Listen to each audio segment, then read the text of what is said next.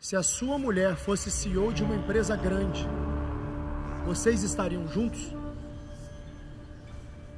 Eu olhei para minha vida e falei, olha, eu saio de casa às 6 horas da manhã, volto um dia que eu chego cedo, 9, 10 da noite, eu era CEO de uma empresa grande. Eu falei, uai, se eu tiver uma mulher que tem a mesma vida que eu, é como se eu não tivesse casado. E aí, é uma escolha minha casar com quem eu quiser, porra. A vida é minha, ué. O que eu respondi? Deus me livre. Então, uma mulher dessa. Eu quero ter uma parceria. Cancelado, eu sou mês sim, mês não. Tô nem aí pra isso. Todo o Brasil só falava do tema. E o Brasil se dividiu, né? Parte que concordava comigo e parte que discordava de mim. Só que eu não sou um perdedor. Sem mais delongas, eu queria chamar aqui ao palco meu amigo, meu sócio, um dos caras que eu mais admiro, um cara que me ensina muito sobre disciplina, um cara que está preparado, frio o suficiente para tomar as decisões difíceis. Eu queria abrir o G4 Valley 2024. Eu queria pedir para vocês receberem ele de pé. De pé, vamos lá, de pé todo mundo, para a gente botar energia, para a gente começar lá em cima. Eu queria que vocês aplaudissem e recebessem meu sócio amigo Thales Gomes. Abra o evento, meu amigo.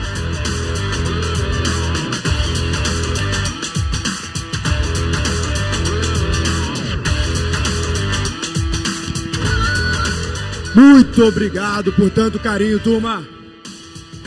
Galera, eu passei os últimos 20 e tantos dias da minha vida também preparando essa aula que eu vou dar para vocês.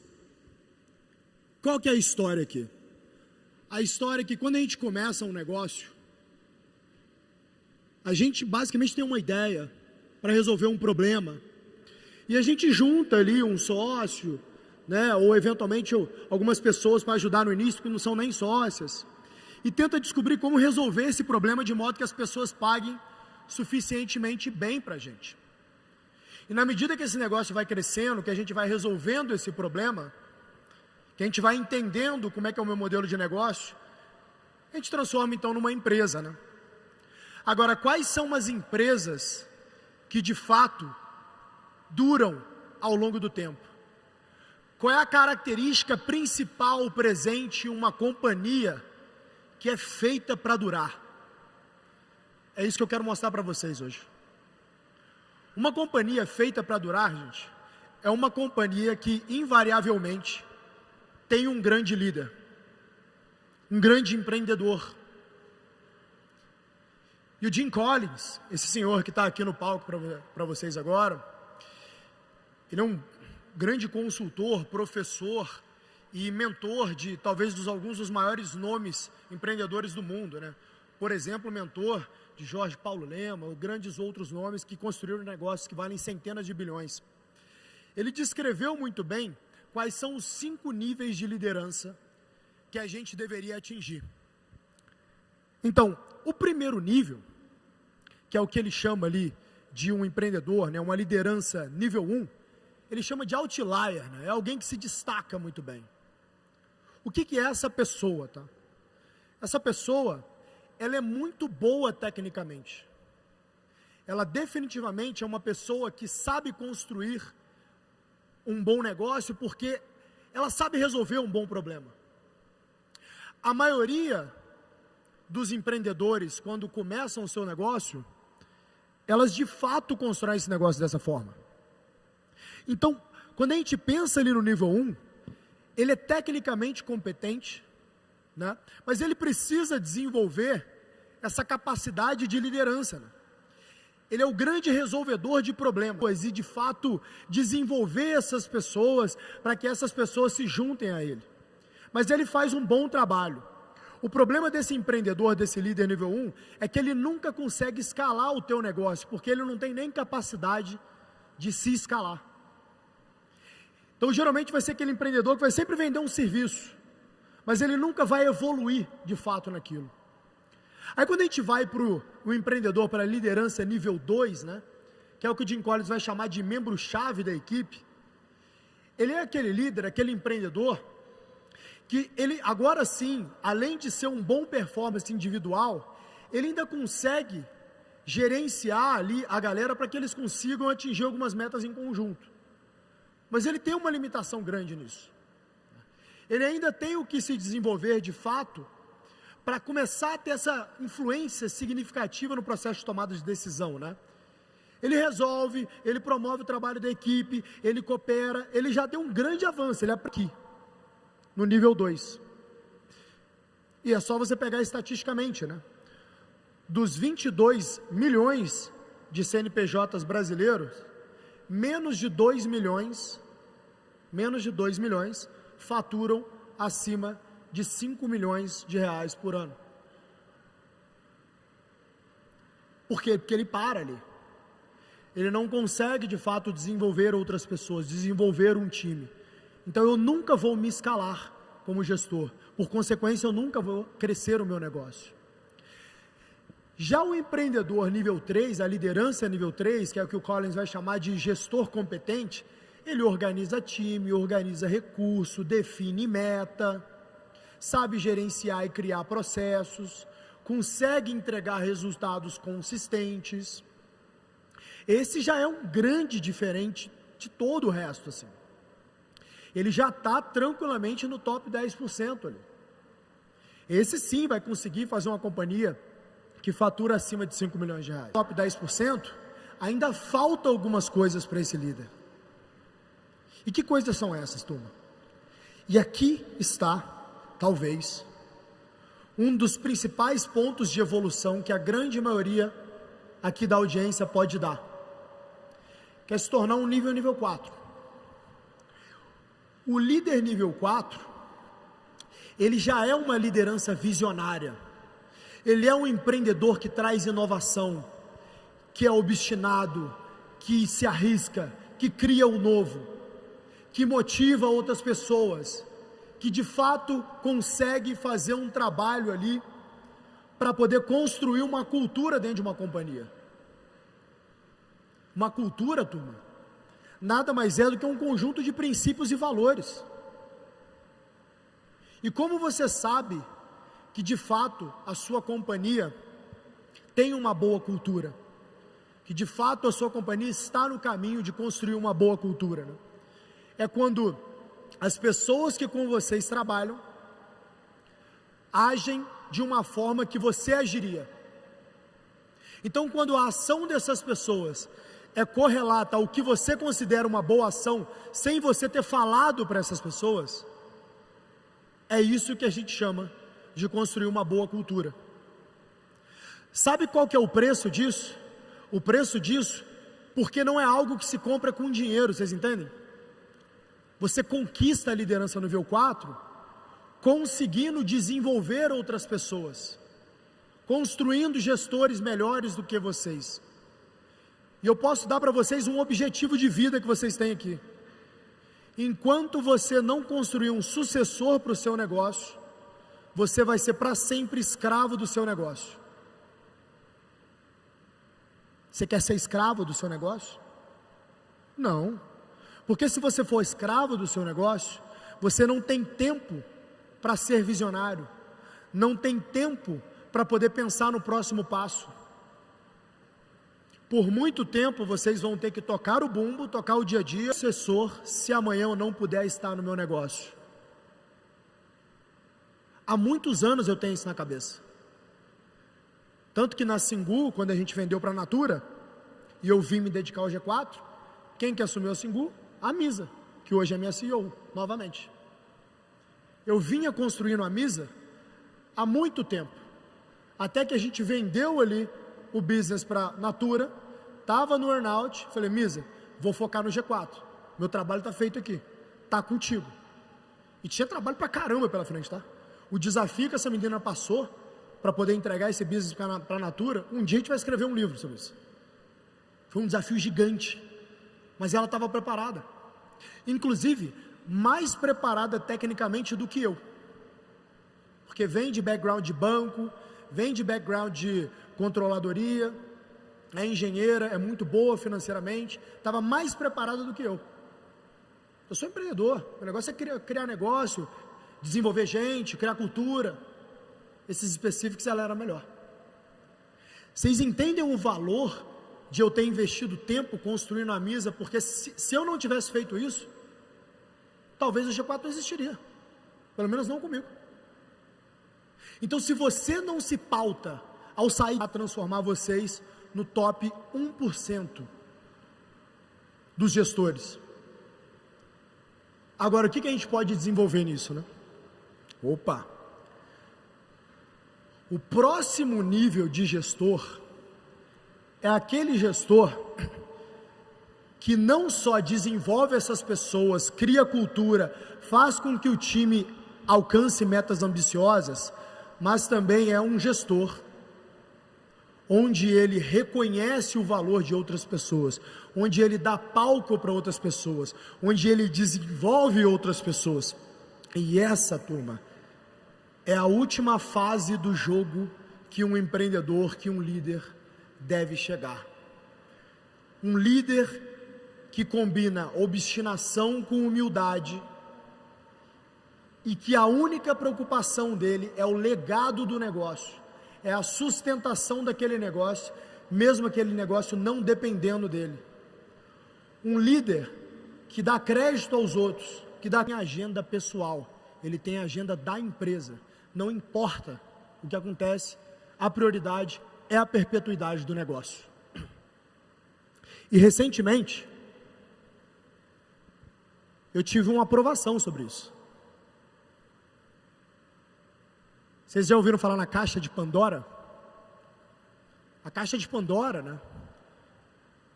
Ela representa toda a maldade que pode surgir, né? Toda a injustiça, toda a indecência, tudo de ruim que pode surgir no mundo. E eu abri a minha caixa de Pandora recentemente, abrindo uma caixinha de perguntas. E nessa caixinha de perguntas, tinha ali uma pergunta específica: se a sua mulher fosse CEO de uma empresa grande, vocês estariam juntos? Eu olhei para a minha vida e falei: olha, eu saio de casa às 6 horas da manhã, volto um dia que eu chego cedo, 9, 10 da noite. Eu era CEO de uma empresa grande. Eu falei: uai, se eu tiver uma mulher que tem a mesma vida que eu, é como se eu não tivesse casado. E aí, é uma escolha minha casar com quem eu quiser, porra. A vida é minha, ué. O que eu respondi? Deus me livre. Tem uma mulher dessa. Eu quero ter uma parceria, onde já que eu tenho uma vida dessa, que eu trabalho 70, 80 horas por semana, eu quero alguém que construa um lar comigo.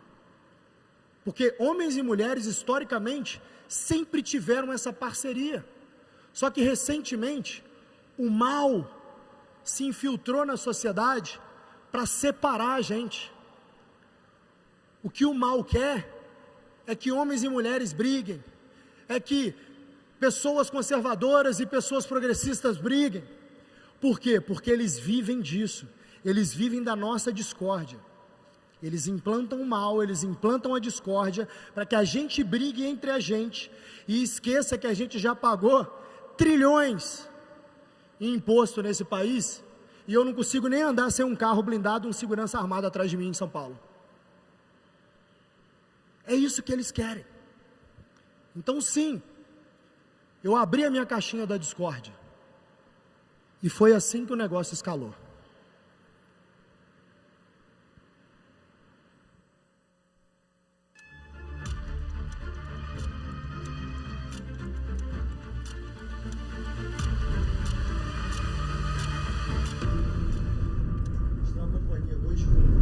Do staff mulher. Como vocês são minhas parceiras de trabalho, eu vou fazer um passo a mais aqui. Eu vou me explicar para vocês.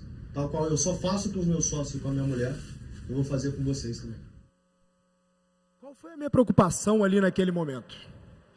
A minha preocupação não era nem o cancelamento. Cancelado eu sou mês sim, mês não, estou nem aí para isso. A minha preocupação é que algumas amigas, algumas funcionárias, clientes, parceiros, se sentiram incomodados e falaram: o que está acontecendo? Por que você falou isso? Que mulher não pode ser CEO? Eu falei: que isso? Eu não falei isso não. Quando que eu falei isso? A Misa era minha CEO na Singua. Que papo de retardado é esse, mano? Aí eu achei que não estava dando nada, né? Aí na hora que eu vejo, o mundo só falava disso no Brasil. Eu falo, bom, lembra que eu falei mais cedo para vocês que existem duas formas de reagir ao problema? A forma que um perdedor reage e que um vencedor reage. Essa era a minha escolha. Se eu fosse um perdedor, eu ia falar assim, vai se fuder todo mundo, não falei nada disso, aprende português, o caralho, ia ser dessa postura. Inclusive, o que eu ia fazer? Provavelmente, talvez, eu ia agir ali como um infoprodutor, fazer um lançamento e ganhar centenas de milhões de reais. Porque eu nunca tive tanta audiência na minha vida. E eu entendi naquele momento por que tem turma que faz lançamento para poder, cria polêmica para poder fazer um lançamento. Porque realmente, os meus stories batiam 400 mil views num dia. Era uma loucura. Todo o Brasil só falava do tema. E o Brasil se dividiu, né? Parte que concordava comigo e parte que discordava de mim. Só que eu não sou um perdedor. Quando eu criei Easy Táxi lá em 2011, eu morava na favela do Santo Amaro. Eu tinha uma escolha, almoçar ou jantar. Essa era a minha escolha, para que eu conseguisse criar o meu negócio. E eu nunca, em nenhum momento, pegando 2 ônibus por dia para ir para o trabalho, 2 ônibus para voltar, porque eu ainda trabalhava na Barra da Tijuca, morando na favela do Santo Amaro, em nenhum momento eu senti inveja de quem estava indo de carrão para o trabalho, eu reclamei da minha vida, pelo contrário. Eu estava muito grato por ter a oportunidade de ter saído lá de Carangola, de 35 mil habitantes, ter sido criado sem pai nem mãe, morando de favor na casa do patrão da minha avó, e ter a oportunidade de estar no Rio de Janeiro trabalhando, e trabalhando duro. Então o que muita gente reclama, o que às vezes a gente reclama da nossa vida, a gente esquece que tem gente que pede a Deus para ter esse problema que a gente está tendo. Então o que poderia ser um problema para mim, que é pegar 2 ônibus para ir para a Barra da Tijuca, sair 5h30 da manhã para trabalhar em casa, eu dava graças a Deus que eu tenho essa oportunidade, que eu não estou lá em Carangola, e que eu estou no Rio de Janeiro construindo a minha vida. Eu não tenho essa cabeça de reclamar, de mas não foi culpa minha. Estou nem aí se é culpa minha ou não, o que importa é o que eu vou fazer com isso. Então eu tinha 2 decisões ali naquele momento, e os meus sócios me ligaram, o Alfredo Nardoni estava numa conferência, os caras falaram assim, mano, o que você quiser fazer, a gente está com você, o que você quer fazer? Eu falei com os caras, que a gente vai fazer o seguinte, a gente vai agir como empresa listada. Por que a gente vai agir como empresa listada? Porque, assim como quando a gente era uma empresa pequena, a gente já agia como empresa grande para se tornar uma empresa grande, hoje que nós somos uma empresa grande, a gente vai agir como uma empresa listada, porque o campeão, antes dele ser um campeão, ele já tem atitude de campeão.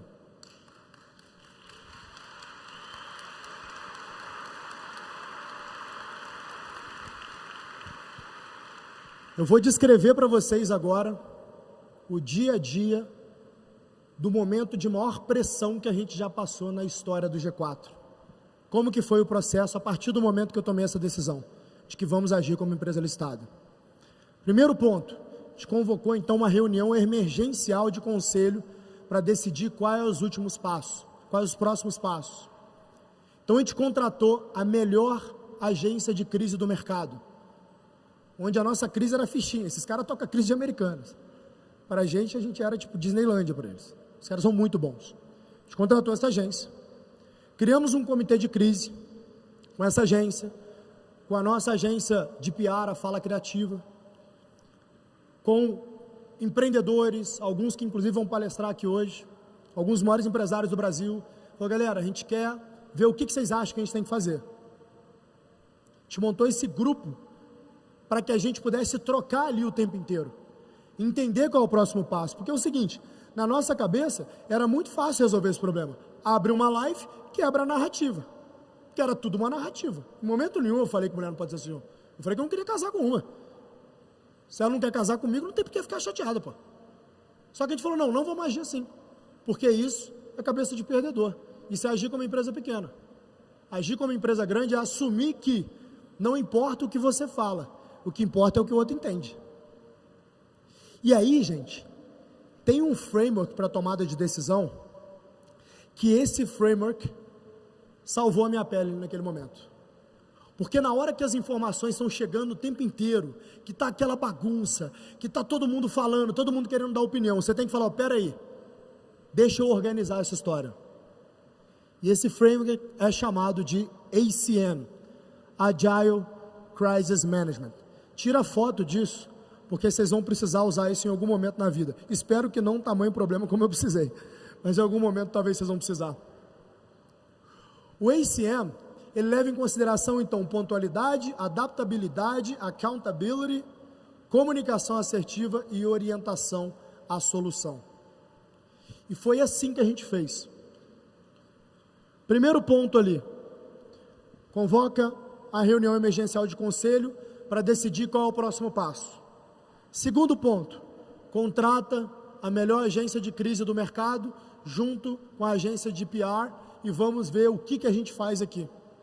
Terceiro ponto, cria um comitê de crise, e envolve empresários, pessoas que já são como a gente quer ser daqui a uns anos, para ver a opinião deles. E por fim, pega esse grupo de conselheiros e começa ali a fazer o passo a passo de todas as comunicações que a gente for fazer. Um monte de gente falava assim: nossa, os seus sócios viraram contra vocês, né? Você ficou sozinho nessa. Vocês realmente acham, gente? Os caras são meus melhores amigos. Vocês acham que os caras tipo, ah não, beleza, você falou uma merda aí, agora acabou a empresa. Vocês acham que é assim que funciona? Só que as pessoas são naivas, né? Vocês eu sei que não, mas as pessoas são naivas. A gente tinha um grupo onde a gente alinhava, inclusive, o texto que cada um ia postar. O texto que cada um ia postar.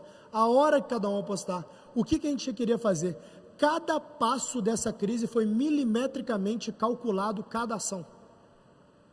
E previsto qual seria o resultado. A gente tinha certeza que ia ficar tudo bem. A gente só não sabia quanto tempo, mas com certeza. Por quê? Porque a gente agiu by the book, levando em consideração a opinião de especialistas que passam por isso o tempo inteiro, inclusive crises muito piores. Então, essa abordagem do ACM permitiu com que rapidamente a gente pudesse navegar por terreno incerto e tomar boas decisões, de modo que essas decisões nos deixou tranquilos de que a crise iria passar. E a gente pode focar no negócio. Só que tem um ponto importante ali, né? A crise escalou muito. E naquele momento, eu tive uma outra decisão muito difícil. Essa decisão basicamente foi o seguinte: eu tinha parceiros, mentores, eu tinha clientes que realmente caíram na narrativa que a mídia criou. E eu falei, bom, não importa o que eu falar, qualquer coisa que eu falar aqui vai ser distorcido. Então, quando você está numa situação como essa, você tem que tomar uma escolha. E a minha escolha foi: se eu sair da cadeira, eu acho que se eu entregar minha cabeça na bandeja de prata, eu acho que eu acalmo as hienas. Essa é a melhor coisa que eu posso fazer para a companhia agora. Essa é a forma que eu tenho de pensar na companhia agora. E era um sábado à noite. Aquele vídeo que vocês viram ali anteriormente era na sexta. No sábado à noite, que eu liguei para os caras e falei: galera, eu vou entregar minha cadeira. E a gente tinha listado 2 nomes que a gente estava considerando para assumir como CEO na companhia. E eu falei assim: eu não tenho a menor dúvida de que a gente tem que pegar o nome que eu estava preparando. Puta, mas será? Botar ela no vespeiro agora? Ela está pronta, pô. Ela é cascuda. Ela é nós de saia. Vai dar nós, confia em mim. E foi quando eu fiz esse call com o time ali que a Marcela acabou gravando um pedacinho. De confiança ali, acho que ninguém mais do que ela para poder assumir essa companhia, pela força que ela tem e pela capacidade que ela demonstrou, o carinho com a companhia, né? Então, Isa, eu passo o bastão para vocês. Time, eu posso estar saindo da gestão, mas eu sigo com vocês na companhia, tá? Eu só não estou mais na gestão porque eu acho que nesse momento eu preciso me retirar, eu preciso evoluir como líder, e eu vou fazer. E um dia a gente vai voltar a trabalhar juntos de novo. Mas nesse momento eu confio no meu legado, a nossa companhia, a Misa.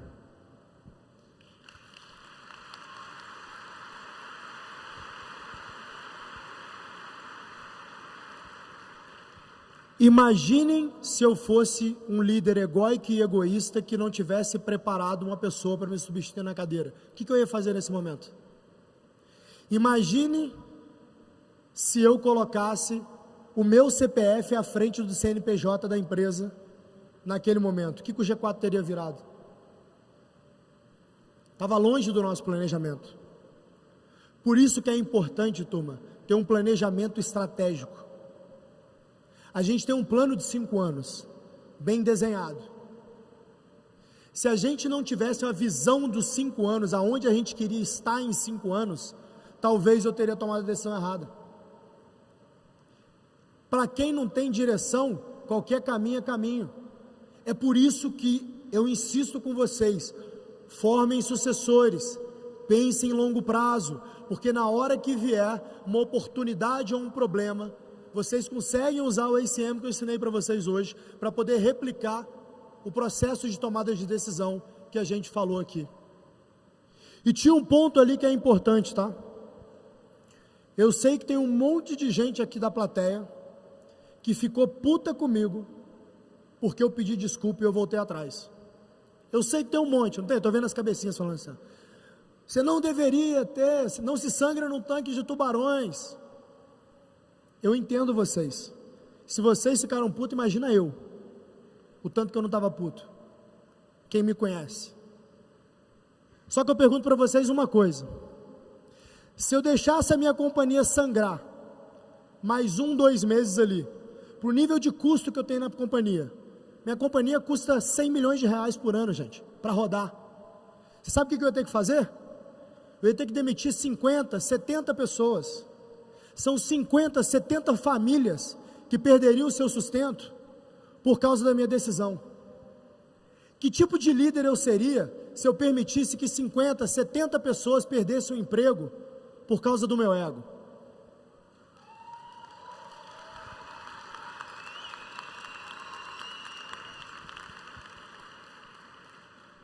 Eu não sou esse cara. Eu nunca faria isso. Não importa se você concorda ou discorda com o que eu falei. O que importa é o output. Vamos ver o que a gente faz para continuar crescendo esse negócio. E eu quero passar para vocês mais um framework que a gente usa para tomadas de decisão complexa aqui de crescimento de negócio, que eu tenho certeza que vai ajudar vocês a ter uma conversa difícil quando vocês voltarem para casa com seus sócios. Todas as vezes que a gente vai crescer um negócio, a gente tem 3 elementos aqui a serem considerados, né? Ou eu vou reinvestir os dividendos que eu recebo do meu negócio, para poder investir em crescimento e crescer. Ou eu vou tomar dívida, para que eu possa crescer esse negócio. Ou eu vou vender equity, né? Vender um pedaço da minha companhia, para que o investidor bote esse dinheiro no caixa da companhia, e eu possa crescer o meu negócio. No G4, a gente nunca tomou dívida, 0 alavancagem até hoje, e nunca vendeu equity. Somos donos de 100% da companhia até hoje. O que o meu time fez aqui, em crescimento, gente, é algo nunca visto na história do mercado de tecnologia brasileiro. Uma companhia que vai fazer 100 milhões de resultado esse ano, vendendo 300 milhões de reais em 5 anos, sem nunca ter pego R$1 de investimento ou dívida. Nunca aconteceu isso na história do Brasil. Mas por que a gente consegue fazer isso? Porque a gente toma o risco todos os anos de reinvestir a grande parte do dinheiro que sobra na companhia, que entra na companhia, perdão. Então, aqui vira uma escolha para vocês. O quão grande vocês querem ser? Qual o tamanho do risco que você está disposto a tomar? Até quanto que você realmente acredita no teu negócio? Porque se você tem uma avenida de crescimento, se o seu produto é bom, se o NPS é alto, se o canal está entregando ROAS, ora, por que não meter mais ficha? O meu chacoalhão para vocês aqui que é o que eu falo com todos os alunos, e não é só por isso, mas os nossos alunos, em média, crescem 122% acima do seu comparável de mercado no seu setor. Se você tem as informações que precisa e está implementado, eu tenho o canal, eu tenho o produto e eu sei onde investir que dá arroz, não seja um empreendedor ou uma empreendedora bundão. Mete ficha, porra. Que é isso que faz o teu negócio ir para cima. A gente precisa ser mais ambicioso, a gente precisa ser mais obstinado. É isso que constrói Brasil. Burocrata não constrói Brasil, eles só atrapalham a gente. Quem constrói Brasil, quem gera emprego, são vocês. Somos nós, e a gente só vai fazer isso investindo mais em negócio. E esse é o nosso propósito no G4. É por isso que hoje a gente tem contabilizado mais de 600 mil empregos gerados diretamente nesses últimos 5 anos pelos empreendedores que passaram pelo G4.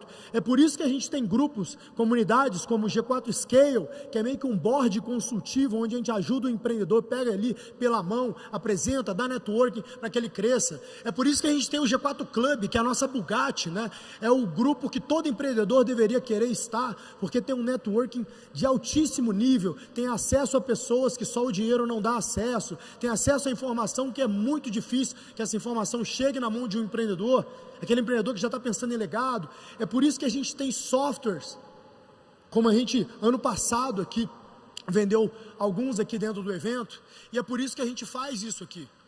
Por quê? Porque é bom para a gente, porque a gente ganha dinheiro, porque é bom para vocês, porque vocês também ganham dinheiro, porque é bom para o Brasil, e isso que é uma ótima relação, onde todo mundo sai ganhando. Mas depende de vocês, de terem a coragem de meter ficha. Você pode pegar o melhor treinador do mundo, isso não garante que você vai conseguir completar uma maratona, é só o teu esforço e a tua, de fato, ali resiliência de fazer, de treinar todos os dias. Né? Qual que é a melhor opção para a companhia, gente? Para de vocês. Se você tem essa avenida de crescimento para ser explorada, se você sabe que dá retorno, mete ficha. Mete ficha. Não seja um empreendedor bundão. Quem constrói Brasil é quem mete ficha. Infelizmente não tem fórmula mágica. Eu falo isso todas as aulas. O G4 não vende fórmula mágica, porque se tivesse, eu investiria em vocês via G4 Capital e botaria um NDA, um contrato onde você não pode falar o que eu estou falando, e quietinho, não contaria para ninguém. Infelizmente não tem fórmula mágica, mas tem caminhos que só quem está no campo de batalha pode te passar. Um acadêmico não consegue te passar isso, porque ele não passa por situações como essa que eu acabei de falar com vocês. Quantos empreendedores vocês conhecem que passam por esse nível de pressão, de tomada de decisão, com esse montante de capital nas costas ali? Falei para vocês, minha companhia custa mais de 100 milhões de reais por ano para operar. Se dá uma capotada no carro aqui, é 100 milhões de ré, pô. No lombro de Thales, Alfredo e Nardon. Olha o tamanho do risco que a gente está sentado. Os empreendedores que vão falar para vocês aqui no palco, o Zé Felipe, camarada que eu sou fãzaço, vendeu empresa para a Ambev e tal, cara tem, meu irmão, um caminhão de risco atrás das costas também, e toma lá risco, com alegria, com energia, constrói. É isso que eu quero que vocês se transformem cada vez mais. É esse que vai ser o grande legado do G4 para o Brasil, fazer empreendedores mais preparados e mais obstinados e que mete ficha, mas mete ficha, obviamente, com conhecimento. Obrigado, Tom.